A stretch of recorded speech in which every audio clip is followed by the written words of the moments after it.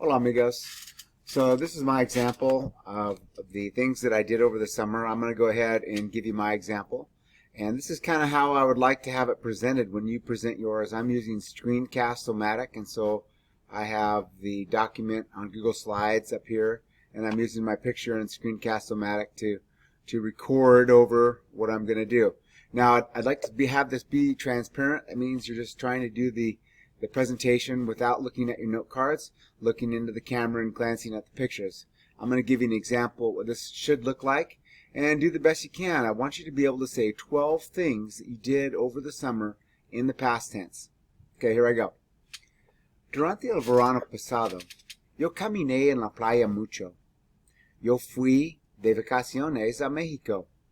Visité La Paz, Guadalajara y Guanajuato. Yo trabajé en el jardín. Yo vi televisión.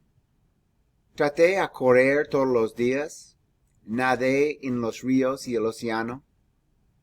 Manejé mi carro. Viajé mucho. Acampé en el río Umpqua. Subí a las montañas y caminé en el bosque. Comí mucha comida. Comí y salí a restaurantes a comer. Hablé con mi familia y mi familia y yo salimos a pasear. Yo leí y también yo estudié. Okay, now it's your turn to say what you did over the summer, and we will be also watching these during our Spanish Cafe activities and talking about what we did over the summer in Spanish Cafe on the last day of the week.